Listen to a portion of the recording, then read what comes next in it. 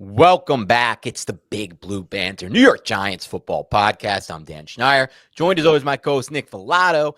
Today we're here to do a little bit of touching, a little sprinkling, as some might say, of snow on the ground outside. And we're going to touch on some early steps and early thoughts and ideas on how Brian Daboll and Joe Schoen, who were both brought back by the New York football Giants, can take the opening steps and the foundation of turning this football team around. So just looking around how things have gone with their teams and what they can do this offseason to kind of turn this thing around.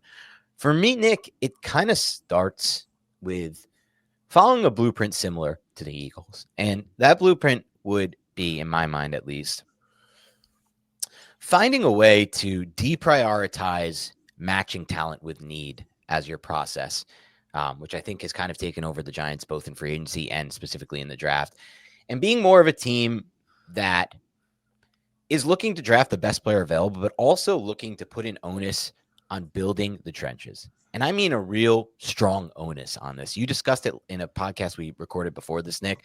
And what you discussed is just the amount of first-round picks the Eagles have used on offensive defense line. But if you expand that to the second and third rounds, I'm sure you'd see just countless examples of them building the trenches through the draft. 8 of 13. 8 of 13 since 2021. Crazy numbers. Yeah. And that, I mean, look, that's a big time number for that's first 3 rounds. That's day 1 and 2 where all the talent really is. And that would be my first step if I was them, putting prioritization on the offensive and defensive line as the focal point of this rebuild. And we'll call it that. And then deprioritizing the whole matching skill with talent with matching in the draft need with talent. Absolutely. So I think what can make this a more productive conversation is we even go back to the beginning, 2022, with Joe Schoen and Brian Daboll, and start remembering what we were saying as Giants fans, Giants Nation. And what was it? It was, we're going to upgrade the offensive line. We're going to get Daniel Jones, let's just say a quarterback right now. We're going to get a quarterback, a skilled position player. The upgrade on the offensive line has happened. We have an upgrade. Now, is it a long-term upgrade? I think that's debatable, and I would argue that we're not necessarily there yet. But we have that left tackle, which is very important. I think John Runyon is a slightly above-average player. John Michael Schmitz, average center, need to get a little bit more from him. And then the rest of the offensive line, look, you have Illuminor under contract for 1 more year. I'm confident in his ability to play. But overall, this offensive line, I think it's fair to say, Dan, is much better than it's been over the last decade. Fair? Fair. I would say just no. For me, it's just better. I wouldn't say it's much better. Okay. It's better. We'll take baby steps. I'm completely fine with that. Now, that number 1 passing option, that skilled position player, we have that. The New York Giants got that in Malik Neighbors. So those issues that we have been bitching about for years, ladies and gentlemen, they have been rectified. They have been solved. I would say the offensive line is still a little bit tricky, but we're at least at that point. Now, how can we get this New York Giants from this 3-win, depressing, disgusting freaking franchise team that we are right now to the next level? It all starts with the quarterback. That is the meat and potatoes of everything, but we can identify that. So I want to start with the next steps beyond just the quarterback. So we're heading into free agency right now. The Giants are going to have north of 60 million in cap space. How much, I'm not going to talk about specific free agents, Dan, but how much do we want to allocate this cap space to bring in new players like we did last year with the Runyons and the Illuminors to kind of help solidify, I would say, probably the secondary and maybe the pass rush and the run defense as a whole? Because that's something else that the Giants did throughout Joe Schoen's tenure, was beef up that run defense. We saw it this past year, though. It was not reflective on the field. The run defense was pretty freaking piss poor. I think we need to find that complement opposite of Dexter Lawrence. I think Braden Fisk was the perfect player for it. He's incredibly talented with Los Angeles. We missed out on him. Water under the bridge at this point. But I think there's a lot of different directions we can go in right now, Dan. And I don't think the Giants are as barren as other franchises, but they're like, the depth is like, there's just nothing. From a depth standpoint, I think you just need to add talented players, because you suffer one freaking injury, Dan, one injury, and you're basically toast because we have street free agents. So it really comes down to drafting well and identifying these deep players who can fill roles when guys go down. And I'm not confident that happened in 2022. I'm not confident that happened in 2023. I'm slightly confident that it could be the case for the 2024 draft class. We've had a big gain from a return on investment from that already. But yeah, you got to nail these drafts, man. We have to have another 2024 like draft in 2025, especially if the Giants are going to get this comp pick for Xavier McKinney. It's just an extra pick that you could nail. It's like getting a second Drew Phillips. That'd be elite. It would be nice. And I think even just listening to your response, though, Nick, it's clear that the two things that come to mind on how we turn this franchise around is building the trenches on the defense, as you mentioned, and then building the trenches on the offense, as I mentioned.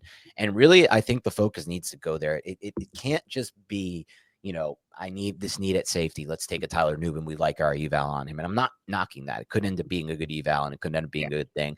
But what you really need to do is, instead of saying, well, we just signed Run and he's our guard, or we just signed Luminor, or we have a left tackle, draft. If it's there, draft it, because you're never going to have enough offensive or defensive linemen due to injuries. And also you can convert guys to different positions. And I think there's like opportunities, Nick. Like most people look at the Giants right now and say, this is a team that's in a rebuilding stage. Like you said, they don't have a lot of depth. They're not competing now. So don't make any splashes in free agency. I don't look at it like that. I think you need to be smarter and strike when opportunities are there. For example, there are a lot of free agencies that you go through where the best player at a position in the market is not that young, has an injury history, or is just not that dominant on tape. I kind of felt that way personally with the guard class last year. Thought they were good players. I didn't think they deserved to be reset market type players like they were signed to. And I don't think the people who signed Robert Hunt and whoever the other guy, I forgot who it was, are now after 1 year on tape being like, we got our star player. But if the opportunity, and so I didn't want the Giants to be big spenders and make that big free agent splash. But if a rare opportunity does come where a player who is very young with dominant tape hits the market, which almost, again, never happens. The only time this is really ever going to happen is if you have a cheap owner like Mike Brown, when he let those two O-linemen hit the market, Zeitler and forgot who else. The other one was a little older, but he let Zeitler hit the market at a young age. Whitworth, wasn't it? Whitworth was older, but I think he let older, Zeitler, and I think he let one more before him hit the market at a young age. And then Thuney, one time that was weird, and I don't know why the Patriots did that. It was an awful decision by them, Joe Thuney. And most of the time, it doesn't happen. But this class might have that player. So when it does happen, I am interested in the Giants making a big splash, especially when I consider, Nick, that the Giants are about to create a lot of cap space. On 2026, Daniel Jones comes off the books fully. If they draft a rookie quarterback, they're going to have a cheap salary cap situation at quarterback. Or if they just sign one of these veteran guys, they're not going to be allocating that much money to quarterback, which frees up another 20, 30 million to spend on other positions. And you don't get the money back. Okay. It's like a timeout at the end of it. You don't get the timeout back. So I am personally okay with spending that cap space. I don't personally believe the cap is something that needs to be fully healthy at all times. I'm not a big believer in the cap. I think a lot of teams with a quarterback are finding ways to sign these big guys on the O-line, the D-line. So why would a team that isn't paying the quarterback, like the Giants, not be able to? And with all that in mind, Nick, I think a priority one for me this free agency would be make Trey Smith an offer that he can't refuse. And bring in Trey Smith from the Kansas City Chiefs. They're in a position that they might not be able to sign him. They have so many contracts under the books and Mahomes. And so if Trey Smith hits that market, like I think is very possible, I don't mind if the Giants are the team that says, F it. Now, look, everyone's going to try to do this. The Commanders are going to try to do this. Obviously, they have a crazy good cap situation in Jaden. Every great team's going to try this too. But this is kind of my number one priority, bring in Trey Smith this offseason. Gonna make him an offer. Yeah, you gotta know. Now, look, the Giants are gonna be. I actually just looked it up. They're gonna have north of 80 million as of right now, and it says it's gonna have the second most cap space. Now, this stuff tends to fluctuate a little bit, change. You got effective caps and all this kind of stuff, but I'm just going off what Spotrac has at the moment. The Giants are gonna have some money, and getting that 26, 27-year-old guard, 25, he's 20, whatever it is, man, who can just anchor down and be another solid asset for you, specifically in the run game too with Trey Smith. I mean, he's fine in pass protection, but that dude is a hoss, bro. Blowing people up. And he's a tone setter. So I would fully support that just to beef up the trenches, a la what we talked about last podcast with the Philadelphia Eagles. So we're on the same page when it comes to that, Dan. I'm not a huge, like, hey, just spend all your money. And I would much rather re-sign homegrown talent. And we saw how that worked out. But I looked up, to go back to the drafts, we said the Eagles, it was 8 of 13 first to third round picks they spent in the trenches. The Giants are 5 of 14 since 2021. And some of those, Azeez Ojulari, so you have a small edge. Kayvon is one of those. I'm counting those guys. So you don't really have that many like big interior guy, like a Jalen Carter. Interior. Exactly. Like John Michael Schmitz is the only interior offensive lineman in that group, depending on how you judge a player like Josh Azudu. And I don't really know how to judge a player like Josh Azudu at this point. I don't really think the Giants know how to judge a player like Josh Azudu. So you're including names like Josh Azudu in this. You need to hit the picks. You can make the investment, but people invest in stupid stocks all the time and it blows up in their face. So you need to actually hit these picks and ensure that the coaching staff can develop those picks as well, which is a whole nother conversation we touched on a few weeks ago, Dan, where it's like, I hope the front office and the coaching staff are on the same page and there's not resentment being built.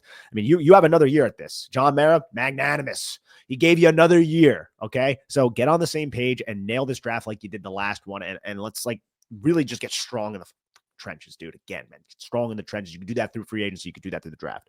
Yeah, I think it can be both too, free agency and the draft. I think the key is though, become a team like the Eagles, where you are just constantly looking to invest in your trenches, no matter what stands there.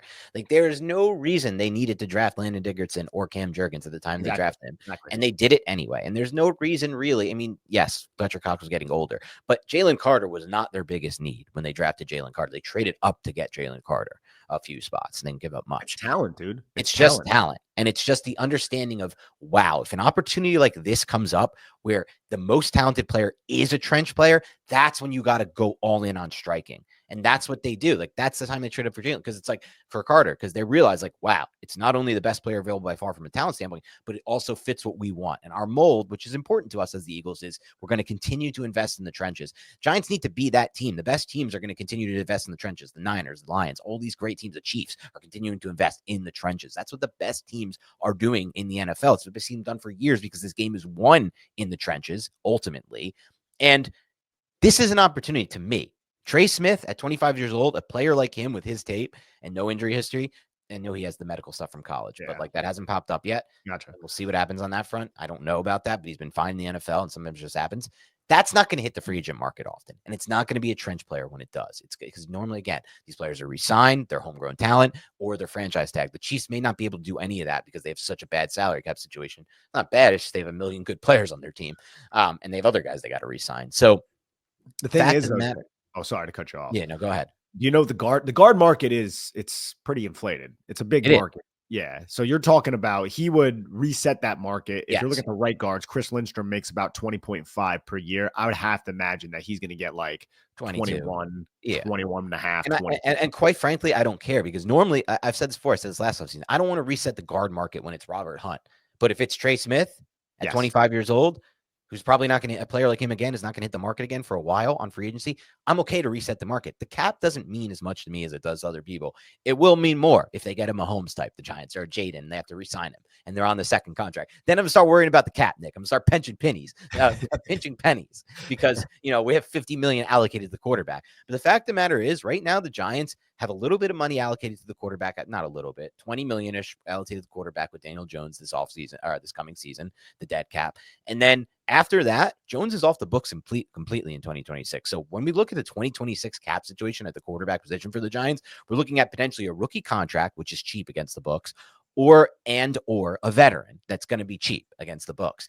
They're going to be saving 20 to 30 million in cap space there. So they can afford to make a splash like 22, 21 million on a Trey Smith that doesn't hit the market often. And that's kind of the direction I would want to go. Again, it's counterintuitive. It doesn't make that much sense for a team that's rebuilding, but you can't look at it like we're doing this for 2025. We're not. Trey Smith is a player you could sign for 4, 5, 6 years. And now he's there for when you do get the quarterback. I agree. I would like to watch a little bit of Trey Smith before I punched my ticket on him. I know my opinions of him just off watching Chiefs games, they're very positive. I do know he gets called for a lot of holding, but it's also tough when you're an offensive lineman for Patrick Mahomes, who just improvises so much and runs around. You don't really know exactly where he is, and you're just kind of feeling the leverage of the defender, and sometimes your hands get caught. But overall, I like the idea of beefing up the interior parts of that offensive. I think putting a player like Trey Smith next to John Michael Schmitz will also allow him to maybe bring his game from average to slightly above average, just because the continuity on the offensive line would be a lot better. But to go back to how the Giants draft, though, too, it's I do want to focus on that offensive line, because I'm looking at Schoen and some of these picks that he's made, specifically when he traded up for Jalen Hyatt, and you trade up and you get a guy like Jalen Hyatt, the Biletnikoff Award winner. And then in his second season, after a promising rookie year, the guy hardly sees a football field to the point where it's like, I don't think Brian Daboll wants to play this kid at all. Like, what the hell is that disconnect about? Like, that kind of shit needs to get smoothed out between the front office and the coaching staff as well, because you need these guys to be on the same page. It goes to the whole, like, hey, you're putting all these assets into the defensive line. You drafted, 5 out of the last 14, but you trade some of those assets probably in the 4th round to go get Jalen Hyatt. And now this guy's not even seeing the football field. And like shit like that's a little bit inexcusable to me. I agree with you. And that's a problem that's going to, have to be unpacked this offseason. Like, they're going to have to find a way to get some value out of Hyatt. But again, it goes to what you said. It's like the idea of matching need with talent. At the time, they felt like he was too talented not to draft, and they needed a speedy wide receiver. And they draft somebody who's 180 pounds or 190 or whatever, 195 pounds, when, is that going to win in the trenches? That can help you win in the trenches? No. Well, a player you drafted as guard help you win in the trenches? Not necessarily. They did that with Azudo. It didn't help them at all. So you have to evaluate it right and get it right. But the idea behind it is, I feel at least like Shane's entire draft tenure has been matching need with talent. It's not just been drafting the best player. Evan Neal, they needed a right tackle. They needed an offensive tackle. Kayvon Thibodeau, they needed an edge. Jalen Hyatt, they needed a wide receiver. John Michael Schmitz, they needed a center. Tyler Newman, they needed a safety. The first step for me this offseason, as far as your draft approach goes, is retool what you're drafting and have an idea of like, look, he's talking about a positional importance, and that's why he's drafted receivers and in corners high too, like Deontay Banks. How about let's just look at what wins you football games? And what wins you football games for the most part is the offensive line, the defensive line, and the quarterback. And it needs to and that's what the Eagles have done. That's what the Cowboys have done. Like, these are an easy, simple blueprints. They're not as focused on positional value. They're more focused on just what wins you football games. And I hope the Giants get toward that focus this offseason. And I would love this draft to be heavy with the trenches, because I don't think that'll be a bad thing. We might look at it like, oh my God, we took all these players. What happened? Like, you needed this, you needed that. But we could have used a corner. We could have used this. But in the end, like, long term, when you win in the trenches, you win football games. Yeah, you do. I mean, that's proven at this point. Yep. New York Giants proved it when they were winning, especially on the defensive side. You got to rush the passer. And now with Aziz not on the team, you got Burns, you got Thibodeau. I still think you need another edge rusher. Like, who are you going to roll out there for that third? Timon Fox, Boogie Basham. You need that third edge. Signed by the Panthers today to a futures contract. Oh, look at that. Yeah. Boogie moving on up. Yeah, no, it's my one thing, and I don't think this is a point of contention that I have with the hypothesis you just laid out there about, and I know you brought this up in the past about Joe Schoen drafting for need. I don't disagree. I think you are onto something, but there's a lot of needs. So it's like, you could say that for a lot of different positions. True. Because the general managers dating back to Jerry Reese, the end of the Jerry Reese era, into the Dave Gettleman era, and then now into Shane's era, they just have not done a good job replenishing the roster with depth. Each general manager has dropped the ball with that. And I think you actually have a good case, as much as Dave Gettleman struggled as a general manager, struggled being the general manager of the New York Giants. He probably he might have done the best job of all the general managers at that, which is crazy to think. And that just kind of goes to the state of the New York Giants right now and why depth has been such a big issue. So on the offensive line and defensive line point, I also this is simple stuff, right? I don't think we're breaking any ground here. Can you guys just get competent players in the 4th, 5th, and 6th round like you did in 2024?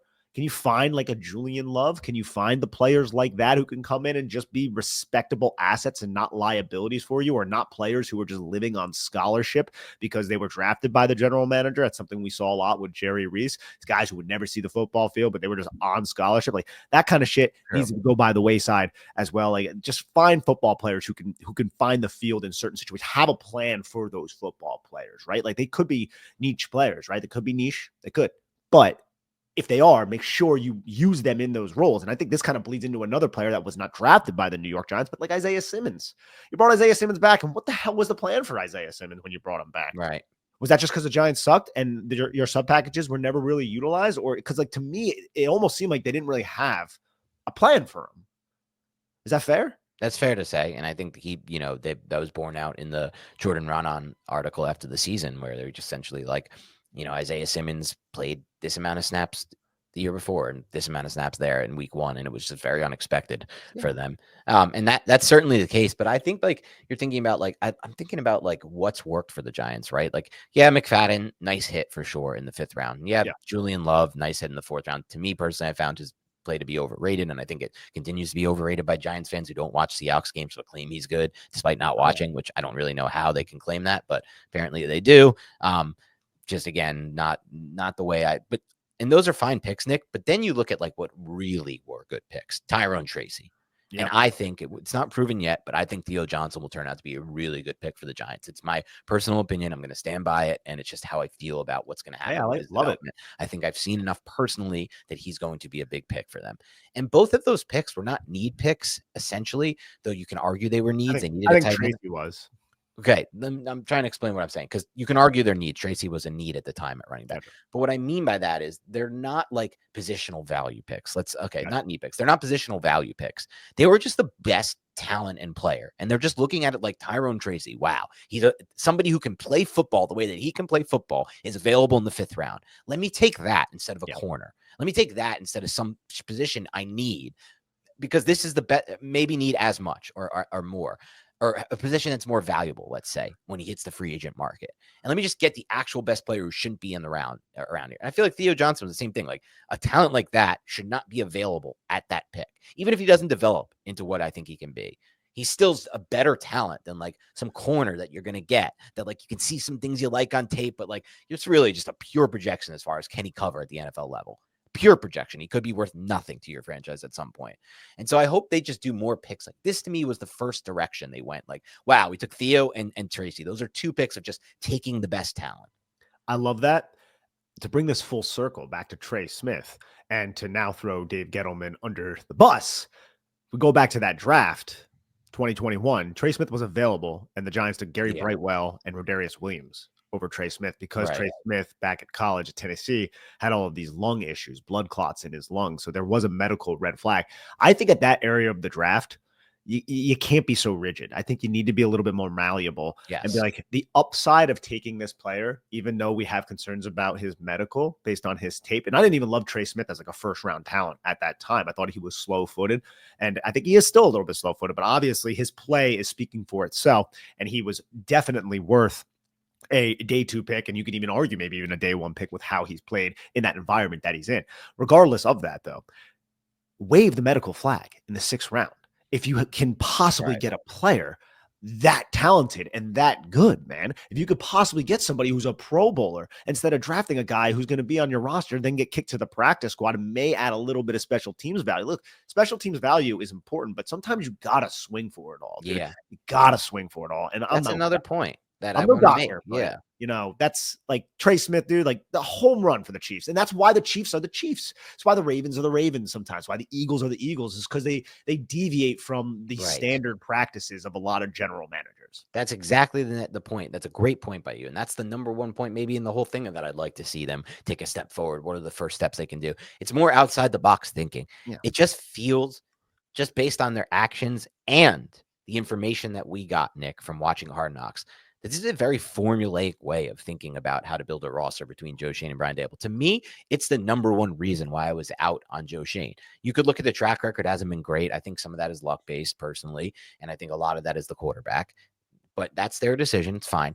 But what really stood out to me is the reason I wanted to move on from Joe Schoen this offseason was Hard Knocks. I'm just being honest. I didn't like the way he thought about things, and I didn't like the way he processed information and went about his. And the process of him building that roster, as far as what he told us, was very formulaic. And this is a great point by you. The outside the box thinkers are the ones who get the wins. You know, the Cowboys have done this a lot with injured players in the draft. Take the discount, the injury discount, and it's worked out at times for them. And they're really not the opportunity cost. You're not missing much in round 5, 4, 6. Like you're not missing much when you don't take a Gary Brightwell or Rodarius Williams, right? Over Trey Smith or whoever it may be. And so I think that outside the box thinking, less formulaic, is really important for the Giants. And it goes to kind of the matching talent with need and just the way to build your roster out right now.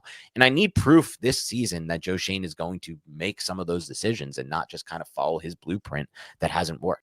This episode is brought to you by Skims. Get your hands on the best underwear in the land. Look, I'm sure, gentlemen, you're a lot like me. You don't want your fit to be too compact, nor do you want to be swinging around like you're trying to destroy a piñata. You want everything in place. Comfort on a cloud with no write-up. That is the ideal situation, and Skims provides that situation for us, gentlemen. They sent me a few pairs. I wear them to work. I wear them while I'm working out, and they are exactly what I'm looking for in my underwear. And Christmas is right around the corner. So grab a pair of Skims for someone in your life. Maybe that someone is you, and you want that comfortable underwear for your whole situation down there. So shop Skims Men's at skims.com. That's skims.com. Let them know we sent you. After you place your order, select podcast in the survey and select our show, Big Blue Banter, in the drop-down menu that follows. And if you're looking for the perfect gifts for the whole family, Skims just launched their biggest holiday shop ever. So visit skims.com to check that out and maximize your draw's comfortability. Hey everyone, this episode is brought to you by Manscaped, the global leader in men's lifestyle and grooming. Every man knows the unbeatable feeling of a fresh barbershop shave. Now, what if I told you that you no longer have to wait weeks or even months between appointments to experience it? Introducing Manscaped's newest innovation, the Chairman Pro Electric Foil Shaver, the game-changing tool that brings the luxury of professional shave right into your home. Whether you're after that daily silky smooth finish or prefer to maintain a rugged 5 o'clock shadow, the Chairman Pro Electric Foil Shaver is your go-to for precision and style every time.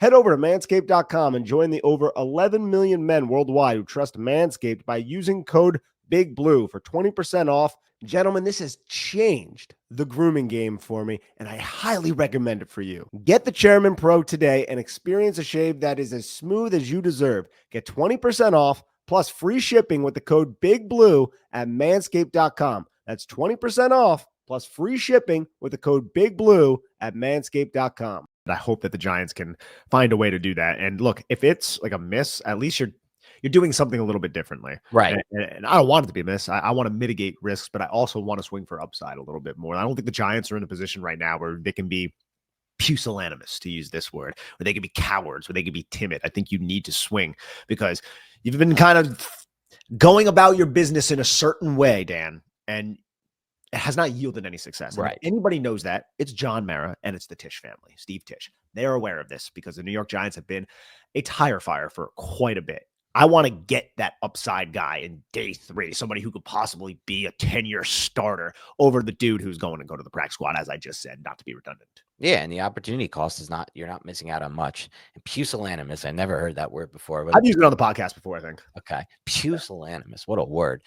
All right. So those are kind of the early steps that we have. Some of the things we went over are a recommitment to the trenches and a full commitment to the trenches. That means if you have to splash in free agency for a young guy like Trey Smith, you go ahead and you do that. In the draft, when you have those decisions and it's a tiebreaker, you take the trench player. You make the trade up if a trench player is the best player available by far, and you take the Jalen Carter. You look for those opportunities as well to just rebuild through the trenches. Second is more outside the box thinking, less formulaic way of building out the roster, making those opportunity cost decisions and making big decisions. The third one is stop prioritizing, I would say, Nick, over prioritizing positional value. And that's something that I praised him for at times in the past, Joe Shane. But again, not to reiterate what we said last pod, but don't do take lock. I don't need to stay on takes. If a take is wrong and there's more information that shows that it's not going well, don't just keep doing the same thing. That's the definition of insanity, to do the same thing over and over. And I think that he over prioritizes positional value in a lot of ways. That's led us to the point that where we're at. It led us to the decision to move on from McKinney.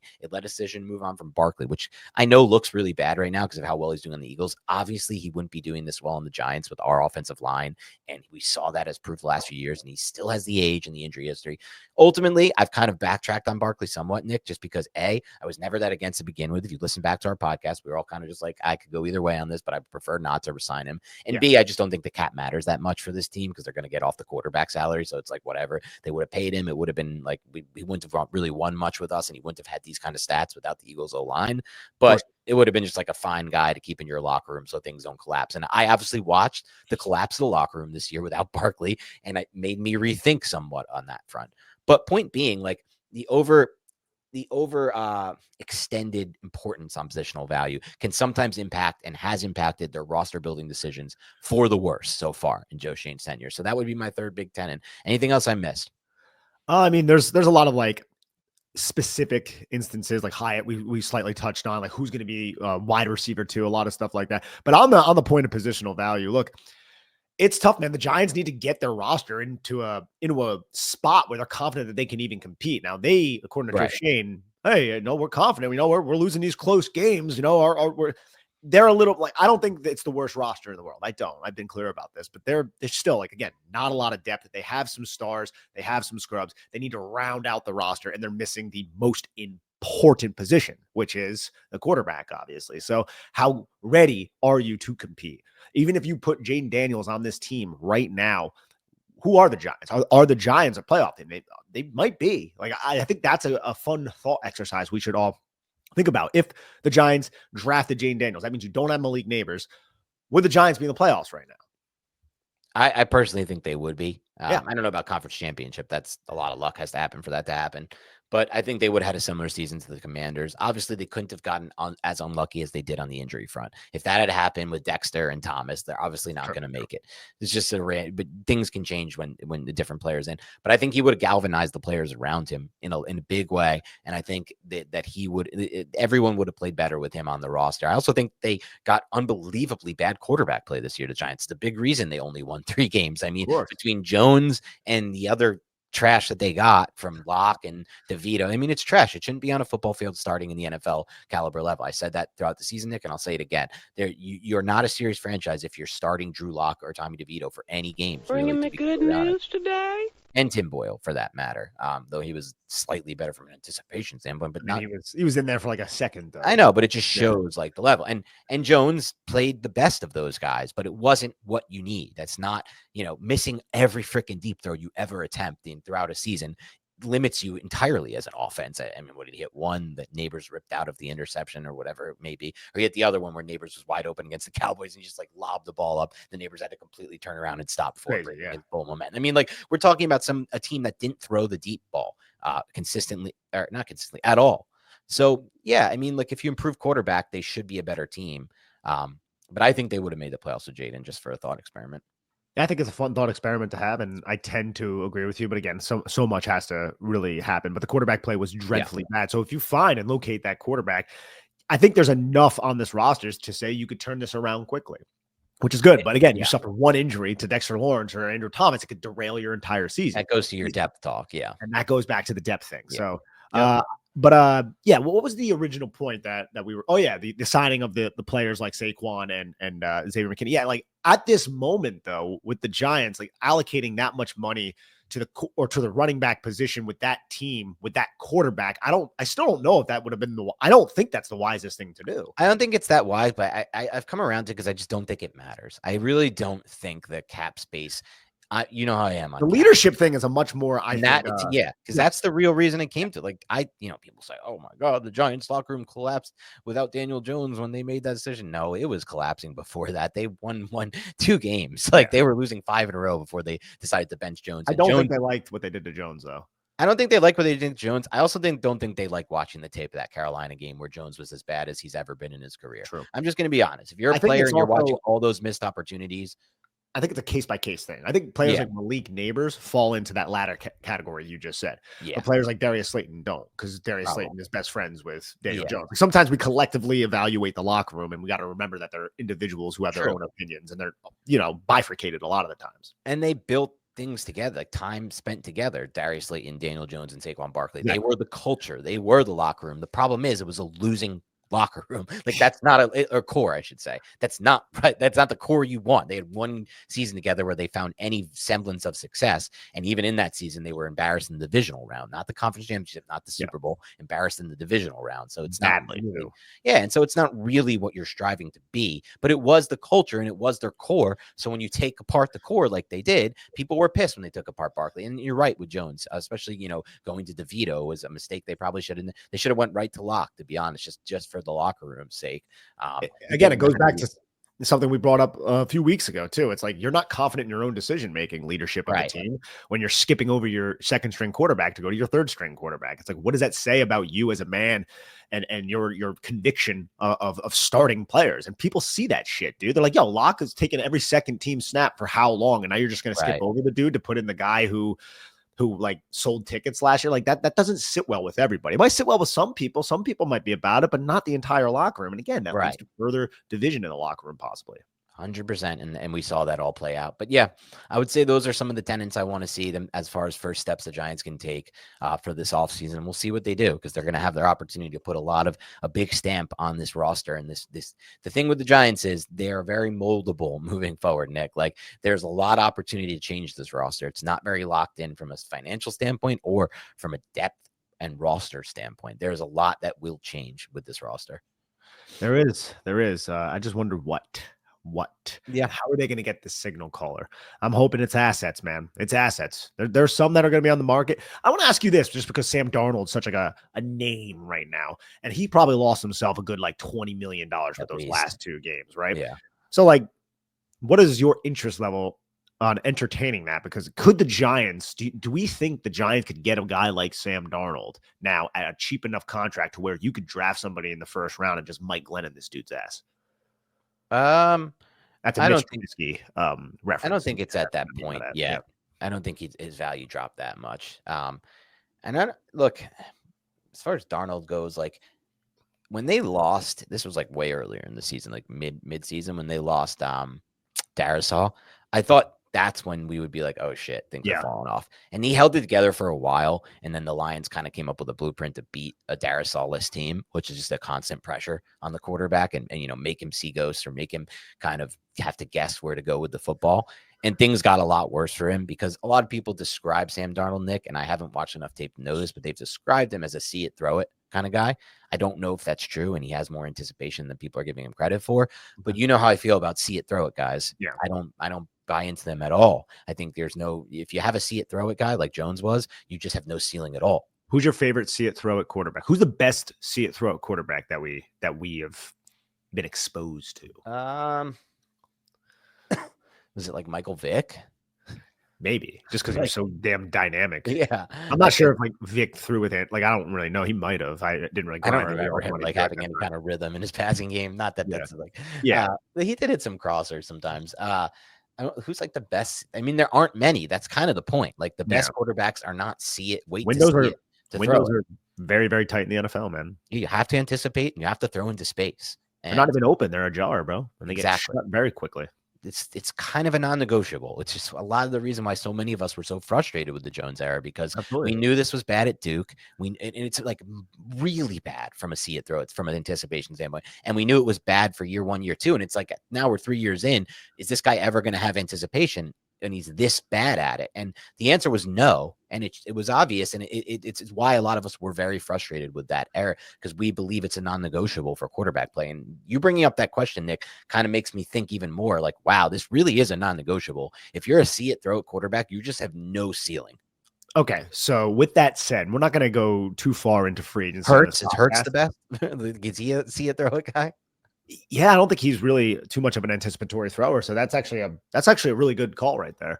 Now there could be Eagles fans who say, no, here's the tape. And here he does. And he may on certain occasions, but we're looking for like a consistent basis. Like even Jones threw with anticipation once occasionally. Occasionally might even be a little bit very sparsely. Oh yeah, very, very. But so with that said, since we're pretty confident the Giants are going to add at least one free agent quarterback, who is an anticipatory thrower who's going to be a free agent? It looks like who throws more anticipation than anybody on the market. Russ? No, Jameis.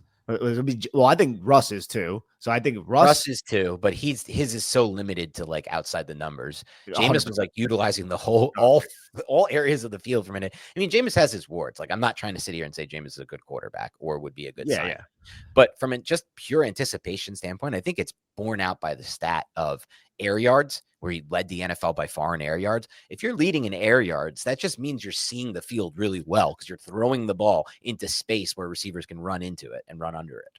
Yeah, so we're looking at Jameis, we're looking at Russ, we're looking at Andy Dalton. He does that. Throws with some anticipation, yeah. Kirk, if he gets available, if he gets his arm's not shot, if his arm's not shot, and then there's some guys who it's like, do they do that? But are they? Kirk's the best at it if his arm's not shot. Exactly. Like Mason Rudolph. Does Mason Rudolph do that? He does throw with a little bit of anticipation. A little bit, right? But everything else in his life.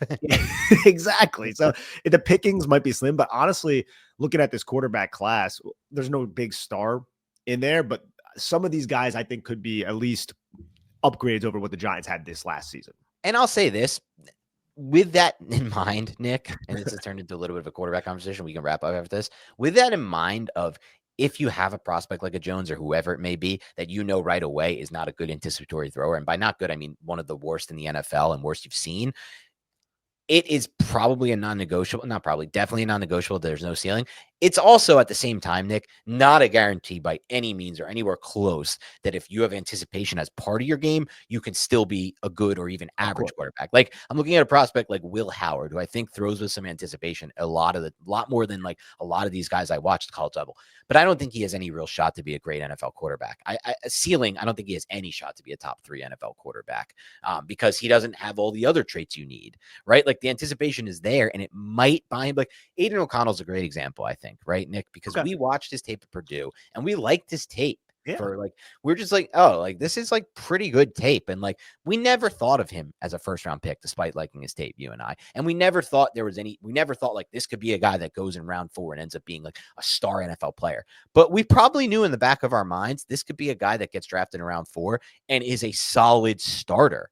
And or solid for stretches, I should say. Yes. And that's what he was. Exactly what he is. Yeah, exactly what he is. He's like solid for stretches because he can throw with some anticipation and because he understands space a little bit better than a lot of these quarterbacks. And he's tough. And these are all things that can get you a baseline, I guess, of like average for stretches, but it's not enough. And I think Will Howard's going to be a good example of that. As somebody will go in round 3, 4, 5 of this NFL draft and maybe be an O'Connell type, which is not terribly invaluable. It's kind of like a Mason Rudolph who's bounced around the NFL for a while. I think so. It's like a spot start type thing, I guess. But it's just good to clarify that like this is not the be all end all throwing the anticipation, but it's kind of like, when we always used to say with Jones, he's the first in, the first out. This is all the baseline foundation for a franchise quarterback. I think it is a foundation though. Like I think unless we look back and find counter examples, and a lot of them, you probably can say that if you don't see the field well and you have to wait for a receiver open to be able to throw it, and you can't anticipate space and throw it into space, you probably have no shot at being an elite NFL quarterback. I think that's a very fair thing to say, Dan. I think that was excellently put by you, my friend. You know what's so frustrating to me, Nick? What's up? We're going to watch tape of Ward and Sanders and all these guys, and I personally don't believe that college tape gives me a good feel on if they're going to have anticipation at the NFL level. I don't. So I don't know if I fully agree with that because it depends though. Like with Drake last year, it was very obvious. Like, okay. I was like, Drake May throws with anticipation. I agree. It was the most obvious thing. Like first game I watched, I was like, this dude made like 4 anticipatory throws. He has it. And I watched every single snap he took that season. And there were so many of them. It was obvious with Jaden. I saw Caleb do it a lot as well.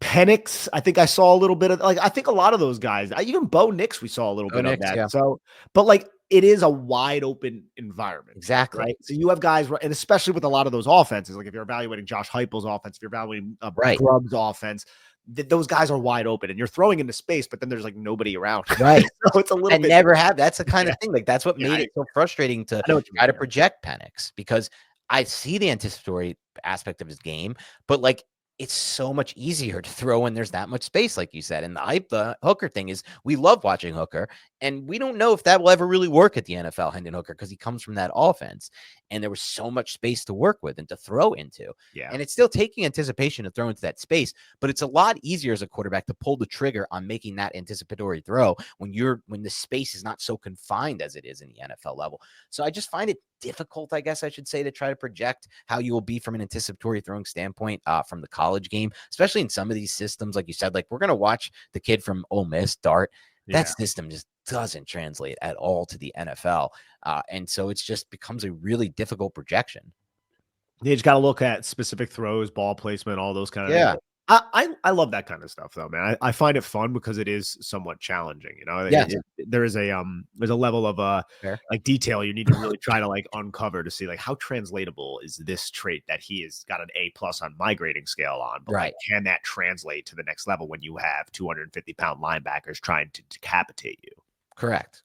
And that's all fair. And we'll see what happens on that standpoint. But I think we've come to the agreement that it is non-negotiable from a ceiling standpoint as far as if you can throw the anticipation. I just do think I will stand by. It's a little difficult to try to evaluate on tape from watching their college film and try to hope you can figure it out. But it's not always impossible. I think you brought up a good example. I think the best example of this by far of seeing that this guy's going to be an anticipatory thrower is watching Joe Burrow at LSU. That's when you could, that was, he was throwing it into space. The receivers are running under it. He understands all space in the field. Yes, space is open, but you could see that was an anticipatory thrower.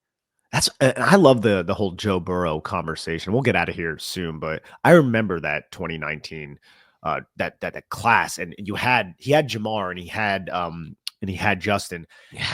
But like people are like, oh yeah, he has this great receivers, man. That's why he's doing so well. I'm like, no. You could see it. You could just see it. He has those receivers, yes, but you could just see that Joe Burrow got it. He understood it, and that he was going to be a great NFL quarterback. You can evaluate the quarterback independent of those excellent wide receivers who do take his game to another level, but you just understood that he saw the field the way you want a quarterback to see it. And it seems so complicated, and there's all these debates, and we've had 6 years of debating Daniel Jones with a lot of people. Other people have debated it with themselves or their family or their friends, Nick, and it makes it seem really complicated. But ultimately, a lot of this should be simpler. It's not easy for them to be good at it, to see the field well. That's the hard part, finding the quarterbacks that can actually do that and their ability to do that. But for us as evaluators and fans, we should be a little bit better at understanding, like, does this guy see it or not? Because it did seem really obvious that Joe Burrow saw it. And to be quite frank, it seemed really obvious that Daniel Jones did not see it. He did not throw the ball into space a lot. Receivers weren't running under passes a lot. The ball placement was behind receivers a lot, not in front of receivers. Like, these things are not that difficult to see. Watch his eyes. Are they locking into targets like they were the Garrett era and the Shermer era? Are they coming off, but they're looking to run? Like, these are not hard things to see, I think, for fans. And we've identified them, you and I at least, as non-negotiables. So it's just something to consider moving forward. Absolutely. And we'll hopefully identify 2 of those quarterbacks coming up. One in the draft, one in free agency, possibly 2 in free agency. We're going to have a completely different quarterback room this year, more than likely. We are. One final thing I wanted to end on, Nick, is that's just something I thought about last week as I was watching football. It's frustrating, and it's emotion. It tugs on the emotions. Gotcha. Watching the games, divisional, going into the conference championship, and throughout the week, I'd say 4 or 5 different friends sent me, because when you see these games, Nick, it'll be like the Sunday or the Saturday, January 13th, let's say, or whatever it is. It's like, on this day, January 13th, 11 years ago. And it's like 4 different friends I had conversations with this week. One, Phil DeLemme, shout out. He sent me a clip of the 07 run where it's the last play of the game, and it's Tony Romo dropping back, and R.W. McQuarters makes the interception. He's like, this was a clenching moment. This was it. Another friend of mine sent me the 2000 NFC Championship game with Kerry Collins, just the celebration in the stands. It's 14-0 in the first 2 possessions. Collins is lighting it up. He's just throwing dart after dart after dart. And the defense is playing well. And then it's somebody sent me the Packers game, the Giants Packers, when they beat the 15-win Packers, the 2011 one, and all these moments and this fandom and this fun of being a fan and just those clenching moments. And we're reminiscing on, and we're talking about it. And it just makes me feel like sad, Nick, that like we have this podcast now that I love, and I love doing this with you. And it's just, I know how much more fun this would be if we were talking about games like that with the fans on this podcast, not just me reminiscing with my friends in a side text. It's like we can talk with the fans about it week to week. We can give our thoughts on it. We can listen to them. We can talk about their chat questions. We can like do all these different things to just like talk Giants football, but winning Giants, like these big moment games that are fun to discuss. It's just very frustrating. Full 3.9, bro. It would be amazing. I would love nothing more, dude. If it would motivate me to get like a Discord together. Yeah, all sorts of stuff. Like, all this stuff. Yeah, we can do Discord, a Patreon, all these things that are just more fun to talk about. And it's instead of like thinking about what happened 11 years ago on this date, it's like, what happened now? What happened now? Well, if you're a Washington fan, you watch your team go into Detroit, a 15-win team, and light it up to have a no sweat path toward the conference championship. That's what happened now. And they're going to talk about that in 6 years from now. On this day, Jaden Daniels did that, whatever, like 300 yards and 4 TD, whatever it was. Yeah. And instead, we're just like, Hey, who's starting for our quarterback this year? Exactly. We're And gonna it's just fire our frustrating because I want to share those moments with the fans of this podcast. And I want to be able to talk with the fans and have the fun of that with an extended audience, because I only used to get it with the family and the friends. And now we have this core we built, but we're only really talking about the same things over and over. Like another shit year. How do we fix this? A draft, a free agency. Another shit year. How do we fix this? Daniel Jones, because he was the quarterback for 6 years. What else are we going to talk about? Like, like it's the topics have been so shitty. 100%, but the juice will be worth the squeeze when the Giants. It will make it better, around, dude. We'll reflect back on this in, I don't know, 10, 20, True. 30, 40, 50 years. No, but whenever the New York Giants get good and we can look at each other, we can look at all the listeners and be like, yo, you remember when we had to talk about Tommy DeVito, and it's going to feel so good. And when we win another chip, chef's kiss, bro. Yeah. And we'll end it on that. Thank you so much for tuning in. Some fun stuff coming. We're going to start to do some games of some quarterbacks and players, and do some just quick early film reviews. Not our full evaluation of these players. That's going to come in March, late March and early April. But just early, just a fun breakdown of a game. So you guys can kind of get to look at these players. I'll have my process for it. Nick will have his process. We'll give our thoughts and we'll move from there. Thank you so much for tuning in. Please hit the like button. Please comment, subscribe, do all the things to help us build this show out. Have a great rest of your week, and we'll talk to you soon.